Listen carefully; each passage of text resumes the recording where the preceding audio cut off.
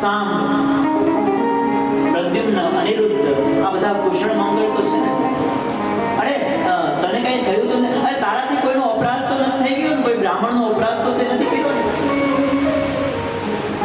તારાથી ન કરવાનું કોઈ કાર્ય તો નથી થઈ ગયું ને કે જેને કારણે તને પસ્તાવો થતો હોય? આમ કેટલું બધું પૂછે છે. અને ત્યારે અર્જુન કહે છે, વંચિતોહમ મહારાજ હરિણા બંધુરૂપિણા યેન પ્રેમે ભરિતં તેજો દેવ વિસ્માપનમ. હે ભગવાન, હે મોટા ભાઈ, તમે જેના જેના નામ લઈને યાદ કરો છો ને એમાંનું હવે કોઈ આ પૃથ્વી ઉપર રહ્યા જ નથી. દ્વારકાધીશ બધાને સોમનાથ તીર્થની અંદર લઈ ગયા અને ત્યાં બધા યદુકુમારો પરસ્પર અંદરો અંદર મદિરા પાનથી મસ્ત થયેલા. આખા યદુકુળનો સંહાર થયો છે. ભગવાન પોતે પણ સ્વધામની અંદર સિધાર્યા છે અને મને આજ્ઞા આપી કે તમે જે કંઈ પણ વૃદ્ધો, સ્ત્રીઓ આ બધા છે એને લઈ અને હસ્તિનાપુર જાઓ. એટલે બધાને લઈને આવ્યો છું. પણ આજે મને ખબર પડી કે આજ સુધી મારી અંદર જે તેજ હતું, જે શક્તિ હતી, એ મારી નહોતી, એ તો દ્વારકાધીશની હતી. આજ સુધી મને એમ લાગતું હતું કે હું મારી શક્તિથી આ મહાભારતનું યુદ્ધ જીતો. પણ આજે હું જ્યારે આવતો હતો રસ્તામાં મને આ લૂંટારાઓએ લૂંટી લીધો. હું ધનુર્ધારી, જેના ગાંઠીઓના ટંકાર માત્રથી દુશ્મનો થરથર કાંપતા હતા, એ અર્જુન હું કંઈ ન કરી શક્યો. સમય સમય બલવાન હૈ નહીં પુરુષ બલવાન, અને કાબે અર્જુન લૂંટિયા વહી દર્શ વહીવા. આજે મને ખબર પડી કે આ દેનહાર કોઈ ઓર હૈ જો ભેજત હૈ દિન રહે. આ શક્તિ છે આપણી નથી, આ તો ભગવાનની શક્તિ છે. ભગવાન આપણને નિમિત્ત બનાવીને આપણી પાસેથી સારું કામ કરાવે છે. ભગવાનના સુધામગમનના સમાચાર પાંડવોએ સાંભળ્યા છે. પછી પાંડવોએ વિચાર્યું કે તો પછી હવે આપણે પણ આ પૃથ્વી ઉપર ન રહેવું જોઈએ. આપણે પણ હવે પરીક્ષિત મહારાજ યોગ્ય ઉંમરના થઈ ગયા છે, વયસ્ક થયા છે, એનો રાજ્યાભિષેક કર્યો છે. અને પછી પાંડવોએ હિમાલયની અંદર પ્રસ્થાન કર્યું છે. અંત સમય હિમાલયની અંદર વ્યતીત કરવા માટે ગયા છે. આ બાજુ સુખદેવજી મહારાજ વર્ણન કરે છે કે પરીક્ષિત મહારાજ સુંદર મજાનું રાજ્ય ચલાવી રહ્યા છે. એક વખત દિગ્વિજય માટે નીકળ્યા છે અને રસ્તામાં એક દ્રશ્ય જોવે છે કે શુદ્ર પુરુષ છે ગાય અને બળદના જોડલાને એક દંડ આપી રહ્યો છે. પરીક્ષિત મહારાજ ઊભા રહે છે, કહે કે હે દુષ્ટ પુરુષ, તું કોણ છો અને તું શા માટે આ ગાય અને બળદને કષ્ટ આપી રહ્યો છે? આ બળદ છે ને એક પગે ઊભો હતો. જો પુરાણોની કથા છે ને એ બધી તમારે બધી તર્ક અને બુદ્ધિગમ્ય નહીં લાગે, કારણ કે પુરાણની અંદર અમુક રૂપક હોય. ઇતિહાસ, પુરાણ, અમુક ઇતિહાસ હોય, અમુક રૂપક હોય, અમુક આપણને સમજાવવા માટે પ્રતિકાત્મક કથા હોય. આ બળદ એટલે બીજું કાંઈ નહીં, બળદ એટલે ધર્મ. આ ધર્મના 4 પગ હોય છે: સત્ય, તપ, પવિત્રતા અને દયા. બળદ આ 4 પગે ઊભો હોય. એટલા માટે આપણે શંકર ભગવાનના મંદિરમાં જઈએ તો ત્યાં પોઠિયો હોય. આ પોઠિયો ધર્મનું પ્રતીક છે. પછી હોય કાચબો. આ કાચબો સંયમનું પ્રતીક છે. અને ભગવાન શંકર છે ને, શિવ, એ નંદી ઉપર સવાર થાય છે. શિવ છે એ હંમેશા ધર્મ ઉપર સવાર થાય છે. જે માણસ જીવનની અંદર ધર્મનું આચરણ કરે છે એને શિવ તત્વ મળે છે. તો એક પગે ઊભો છે એટલે એક પગ એટલે એના 3 પગ કપાઈ ગયા. તપ, પવિત્રતા અને દયા, આ 3 પગ કપાઈ ગયા છે અને એક સત્યનું માત્ર એક ચરણ છે, એની ઉપર ઊભો છે. અને આ ગાય એટલે બીજું કાંઈ નહીં, ગાય એટલે પૃથ્વી. આ પૃથ્વીથી બીજું બધું સહન થાય છે, પણ પાપનો ભાર સહન નથી થતો. અને જે પીડા આપી રહ્યો છે એ પુરુષ બીજું કોઈ નહીં, કલી પુરુષ છે. મહારાજે ખડગ કાઢ્યું છે, હું તને મૃત્યુદંડ આપીશ. ત્યાં પેલો કલી પુરુષ છે ભગવાન મહારાજના ચરણોમાં આવી જાય છે. અને ત્યારે પરીક્ષિત રાજા કહે છે કે કાંઈ વાંધો નહીં, ચિંતા ન કર, તું મારી શરણે આવ્યો છું, હું તને મારીશ નહીં, પણ તું મારું રાજ્ય છોડીને જતો રહે. એટલે કલી પુરુષ કહે છે કે મહારાજ, તમે ચક્રવર્તી સમ્રાટ છો, આખી પૃથ્વી ઉપર તમારું રાજ્ય છે, હું ક્યાં જાઉં? અને પ્રભુ બીજી વાત એ કે ભગવાન જ્યારે સ્વધામમાં જતા રહે ને ત્યારે દ્વાપર યુગ પૂરો થઈ જાય છે, પછી કળિયુગ આવે છે. નાઉ ઇટ્સ માય ટર્ન, એટલા માટે હું આવ્યો છું, હવે મારો વારો છે, ભગવાન મને આવવા દો. કળિયુગને થોડુંક પાછળ ધકેલી શકતા હતા, એવા સમર્થ હતા. પણ પરીક્ષિત મહારાજે વિચાર્યું કે કળિયુગનો એક ઘણા બધા એના દુર્ગુણો છે, પણ એક સદગુણ છે કે કળિયુગમાં માત્ર ભગવાનનું નામ લેવાથી ભક્તોને ભગવાનની પ્રાપ્તિ થશે. બહુ મોટા મોટા ઉપાયો નહીં કરવા પડે. એટલા માટે પરીક્ષિતે કળિયુગને સ્થાન આપ્યું છે. કહ્યું કે તો પછી હું કહું ત્યાં જ રહેજે, બહાર નહીં નીકળતો, નહીંતર મારી નાખીશ, મૃત્યુદંડ આપીશ. 4 જગ્યા આપે છે. દ્યુતમ પાનમ સ્ત્રીય સૂના યત્રા ધર્મશ્ચ વિદઃ. જ્યાં દ્યુત જુગાર રમાતો હોય ને ત્યાં કળિયુગનો વાસ. પાંડવોને તેનું ભોગવવું પડ્યું જુગાર ટાઈમમાં. એટલે આ બધું મહાભારત. પાનમ જ્યાં મદિરાપાન થતું હોય ત્યાં કળિયુગનો વાસ છે. પછી એને બુદ્ધિ ઉપરથી કંટ્રોલ જતો રહે, પછી એને ન ખબર હોય હું બોલું છું, ન બોલવાનું બોલે. પછી જેવી રીતે યદુકુળનો વિનાશ થયો મદિરાપાન. સ્ત્રીય જ્યાં વ્યભિચાર થતો હોય ત્યાં પણ કળિયુગનો વાસ. સુના જ્યાં હિંસા થતી હોય ત્યાં પણ કળિયુગનો વાસ. પણ કળિયુગે કહ્યું કે ભગવાન મારો પરિવાર થોડોક મોટો છે, કળિયુગની તો આખી સેના છે, હજી એકાદ જગ્યા આજે વધારે આપો. પુનશ્ચયાચમાનાય જાતરૂપમ અદા. હજી એક જગ્યા આપો, પછી નહીં માંગુ. મહારાજ પરીક્ષિતને દયા આવી, એણે કહ્યું કે જા કાંઈ વાંધો નહીં, સોનામાં પણ તારો વાસ થશે, સોનાની અંદર. એટલા માટે ઘણા શાસ્ત્રીજીઓ રમૂજમાં કહે કે સોનામાં કળિયુગનો વાસ છે, એટલે કોનું પહેરતા નહીં, પહેરવું હોય તો અહીંયા પોથી ઉપર પધરાવી દેજો, એટલે અમને કળિયુગ નહીં નડે એમ. ભોગવવું પડે, પણ બધા સોનામાં કળિયુગનો વાસ નથી. અનિતિથી કમાયેલા સોનામાં. અનિતિ સે ધન હોત હે દિવસ 4 અરુ 5 વર્ષ 4 અરુ 5. 5-10 વર્ષ કદાચ અનિતિથી તમે પૈસા કમાવો, તમને એમ લાગે ગાડી બંગલા થઈ ગયા. પણ એક સમય એવો આવશે કે જે નીતિનું હશે ને એને ભેગું લીલા ભેગું ભૂકા ભેગું લીલું પડે એમ. એટલા માટે અનિતિનો એક પણ રૂપિયો આપણા ઘરમાં ન આવે, ધ્યાન રાખવું જોઈએ. એટલા માટે જેને કળિયુગથી બચવું હોય એને આટલી જગ્યાએ ન જવું જોઈએ, આનું સેવન ન કરવું જોઈએ. અનિતિથી કમાયેલું સોનું એમાં કળિયુગનો વાસ છે. તમને એમ લાગે કે આપણને કાંઈ ન થયું, આપણે તો જિંદગી જીવી લીધી, પણ એ હાથ પેઢીમાં ગમે એને નડશે. યાદ રાખજો, પાંડવોએ અનિતિથી નથી કમાણા, પણ જરાસંઘનો વધ કર્યો ત્યારે ભગવાન કૃષ્ણએ કીધું હતું ભીમને કે આ જરાસંઘે અનિતિથી સંપત્તિ ભેગી કરી છે, એનો ખજાનો છે ને પ્રજાની અંદર વહેંચી દીધો. ભગવાનના કહેવાથી અર્જુન અને ભીમે બધો જ ખજાનો વહેંચી દીધો, પણ ભીમસેને જરાસંઘનો મુકુટ છે એ એક છાણોમાનો પોતાને થેલામાં લઈ લીધો. બહુ ભેગું, કારણ કે ભીમસેન અને જરાસંઘ એ સમયમાં બંને સમબળિયા હતા, એટલે એનો મુકુટ તો એનો હોય ને, ભીમસેન ઉપર સારો લાગે. ભીમસેન નથી કે આપણે આ એક તો રાખી દઈએ, વાત બધી પડ્યું, જે ભગવાને ના પાડી દીધી, તોય આ ભીમસેનને ના નડ્યો, એને કદાચ પહેર્યો હશે, કારણ કે ભગવાનની સાથે હતા એ લોકો. એના દીકરા અભિમન્યુ અને એના દીકરા પરીક્ષિત. આજે પરીક્ષિત ત્રીજી પેઢીએ એ નડવાનું છે.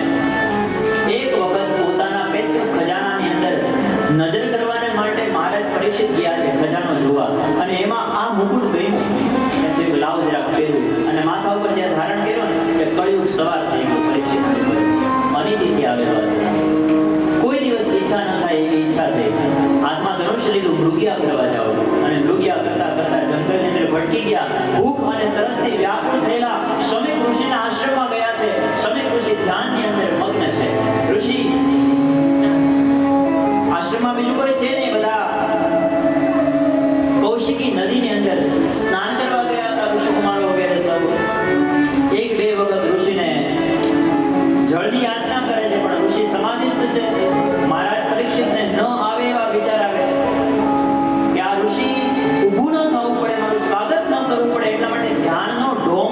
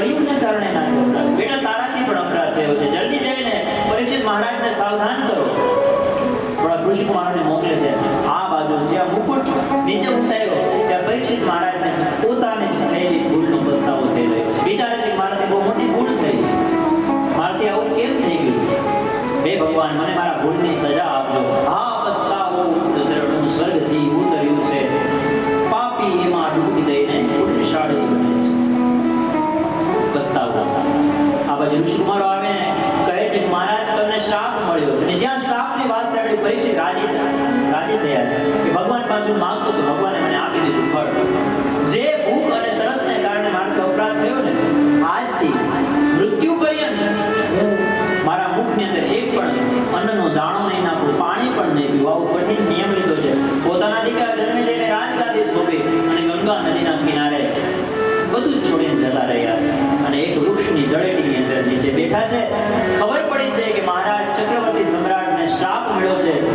હવે તો 7 જ દિવસ છે એની પાસે. 7 દિવસમાં એની મુક્તિ થાય, એને કોઈ જ્ઞાન ઉપદેશ કરે. હજારો ઋષિ મુનિઓ એને અંત સમયે આશીર્વાદ આપવા માટે આવ્યા છે. કારણ કે રાજાએ આખી જીવન બધાનું બહુ ધ્યાન રાખ્યું છે. આવા પરમ ભાગવત રાજા છે. ભૂલથી અપરાધ થયો છે, પણ રાજાનો ગુરુ કોણ બને? ગુરુ બનવા કોઈ તૈયાર નથી. બધા નીચે બેઠા છે. ગુરુ તો એ બને કે જે શિષ્ય કરતા મહાન હોય. આને તો અન્ન અને જળનો ત્યાગ કર્યો છે. આપણે ફલાહાર તો કરીએ છીએ, આનો ગુરુ આપણે કેમ બનવું? અને એવામાં સાક્ષાત શુદ્ધ સ્વરૂપ સુખદેવજી મહારાજ પ્રગટ થાય છે. બોલે સુખદેવજી મહારાજ કી જય. ભાગવતના શ્લોકો તત્રા ભવત ભગવાન વ્યાસપુત્રો યદૃચ્છયાગામડમાનો પ્રેષ અલક્ષ્યલિંગો નિજલાવતુષ્ટો ઋતશ્ચ બાલે પ્રવધૂતવેશ. અને ગુરુની જગ્યા, ગુરુની ગાદી ખાલી હતી. સીધા ત્યાં જઈને બેસી ગયા છે. પરીક્ષિત મહારાજે પ્રશ્નો પૂછ્યા છે. એના જવાબમાં સુખદેવજી મહારાજે 7 દિવસ સુધી શ્રીમદ ભાગવતની કથા કહી અને અંત સમયે અભયત્વ દાન કર્યું છે. ભગવાનના દર્શન કરાવ્યા છે. આ ગુરુનું સામર્થ્ય છે. આમ તો સંતો કહે છે કે પરીક્ષિત મહારાજને તો મુક્તિ સુખદેવજી આવ્યા ને ત્યારે જ થઈ ગઈ. પછી તો 7 દિવસ સુધી સત્સંગ થયો, ભગવાનના નામનું ગુણગાન થયું છે. પરીક્ષિત મહારાજે પણ બે હાથ જોડીને પોતાના ગુરુદેવની પ્રાર્થના કરી કે હે ભગવાન, હું તમારા શરણે છું, મને બચાવો, મને મુક્તિનો ઉપાય બતાવો, જેનો અંત સમય નક્કી છે, નિશ્ચિત છે, નજીક છે, અને શું કરવું છે. હે મેરે ગુરુદેવ કરુણા સિંધુ કરુણા કીજીએ. હે મેરે ગુરુદેવ કરુણા સિંધુ કરુણા કીજીએ.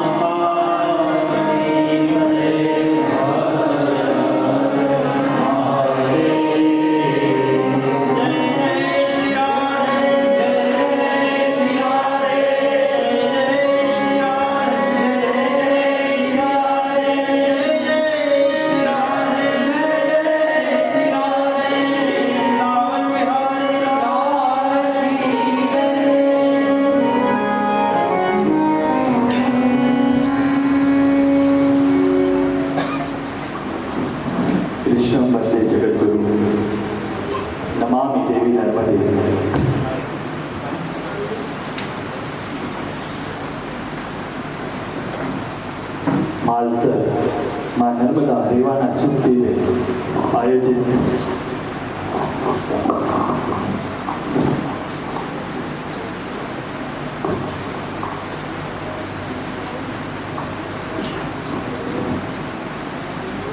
માં નર્મદા રેવાના શુભ દિને આયોજિત શ્રીમદ ભાગવત સપ્તાહ જ્ઞાન યજ્ઞનું સરસ મજાનું દશમાન કરાવી રહ્યા આચાર્ય શ્રી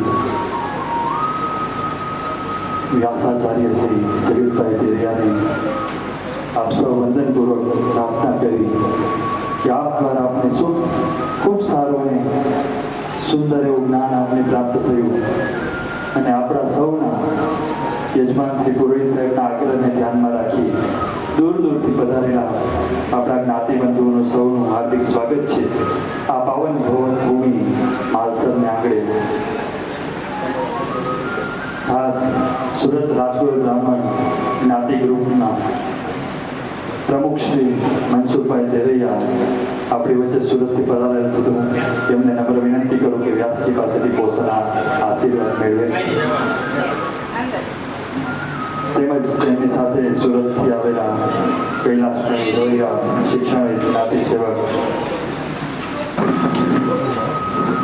યુવા આગેવાન શ્રી સુરેશભાઈ જોશી યુવા આગેવાન શ્રી નરેશભાઈ બોરીસાગર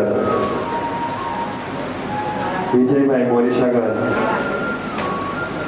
તેમજ વિદેશભાઈ મનસુખભાઈ દવે જેઓ સુરતથી ખાસ પુરોહિત સાહેબના આગ્રહને ધ્યાનમાં રાખી અને વ્યાસજીના આગ્રહને ધ્યાનમાં રાખી પધારેલા સૌનું હાર્દિક સ્વાગત છે. બોલીએ દ્વારિકાધીશ કી જય.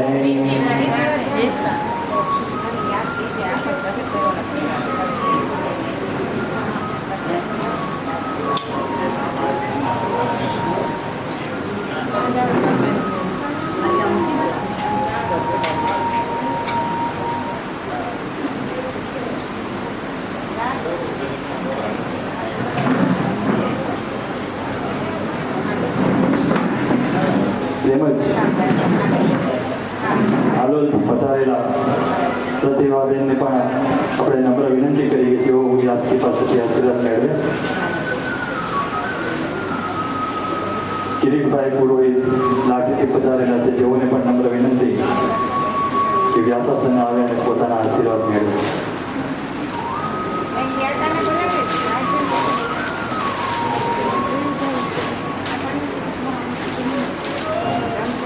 જામનગરથી પધારેલા દિનેશભાઈ ત્રિવેદી, અનિલભાઈ ત્રિવેદી અને યોગેશભાઈ ત્રિવેદીને પણ નમ્ર વિનંતી કે જેઓ વ્યાસજી પાસેથી પોતાના આશીર્વાદ મેળવે.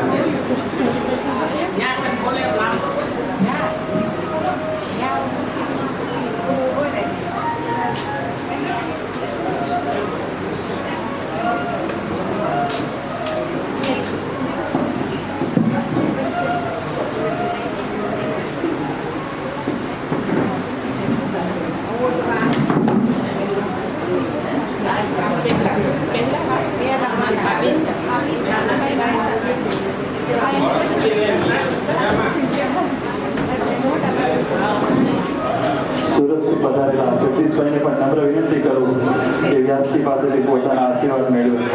જગદીશભાઈ.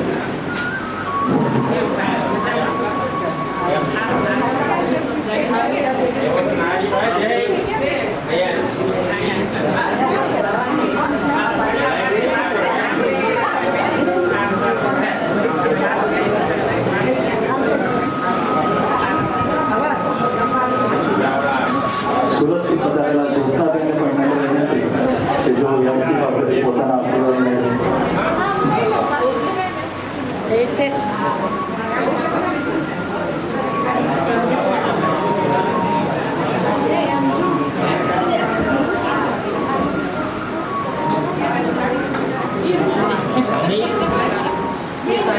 ઓપનનું સત્ર 3:15 વાગે ચાલુ થાય તો તે પહેલા સૌ પોતાનું સ્થાન ગ્રહણ કરી લઈ વ્યાસજી આવે પહેલા એ સૌને નમ્ર વિનંતી.